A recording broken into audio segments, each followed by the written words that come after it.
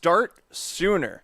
So this is what I would do at the beginning. If I had to go back to the beginning and I didn't give myself this little list of advice, I would sit there and wait how many years? Like I could many years. Like since I got serious, I waited 1, 2, 3, 3.5 years to actually launch my online services of mixing and start my mixing career.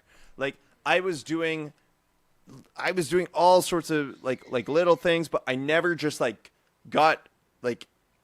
got serious and just said, hey, I'm offering this as a service. And at the beginning, like when I did it, I didn't know that much more than I knew a year before I started doing it. You know, like it wouldn't have mattered if I started when I did or if I started a year sooner. It was like I literally, for example, like I made a Fiverr profile. That was like my earliest days of offering mixing online. I found a resource. You know, now you can find me in all sorts of areas in my website and things, and I offer mixing like that. But I literally could have made that profile a year earlier and had the exact same experiences. You know, like Yep.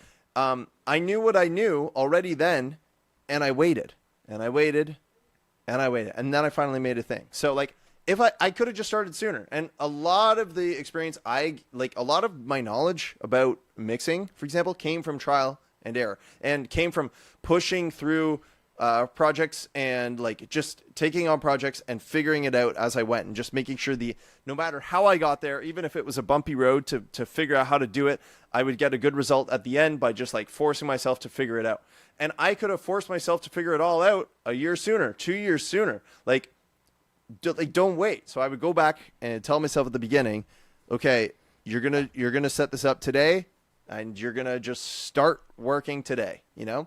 Yep. If you're not confident yet, you don't have to charge, premium mixing prices, but put your services out there, charge something, and start helping people who, align with you on that early beginning budget and need some work from someone who's willing to try their best, So that's what I would say, start sooner. I think that's amazing. It reminds me of this quote that Harvard actually did a study, I think it was Harvard, that it takes 20 hours of focused work to get proficient at anything, like decent. Like you're not going to be like the world's greatest, but like if you take 20 hours and just dedicate 20 hours into whatever you want to do, you will get proficient at it. Like better than most. Just take 20 hours, you'll learn how to play guitar well and better than most. And the thing is, if it takes 20 hours to get proficient at any skill, and most people wait years to start the first minute. To start the first minute of the first hour. It's like just putting it off and putting it off and putting it off. Like start now. Like if there's something you want to do, if it's like, hey, I want to learn how to master music, like just start. Just start. Like Just start. If it's like, I want to put out a YouTube video, like just put out the video.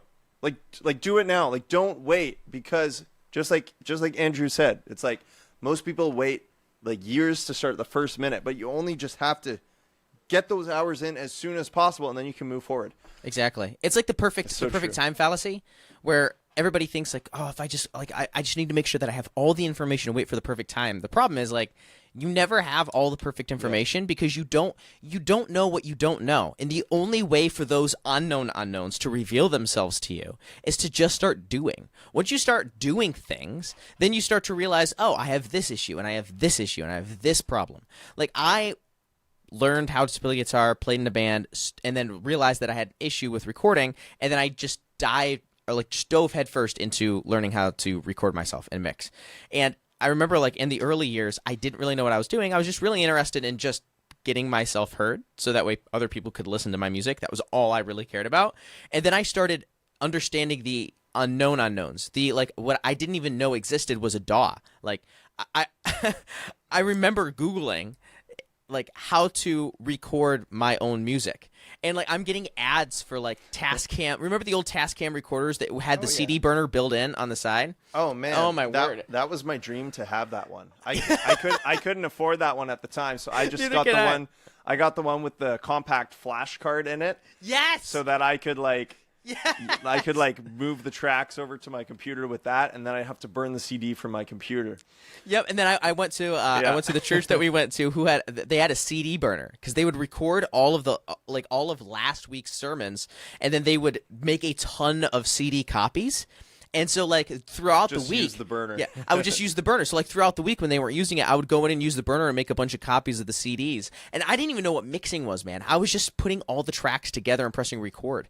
And then it was like, okay, that's it. I'm done. And then I just put out I was like, why is this not sounding good? And started, like, you just don't know what you don't know until you start doing. And I would 1000% go back and tell myself what you're saying is, like, just start sooner. If you start sooner, those things reveal themselves so much quicker. So much quicker.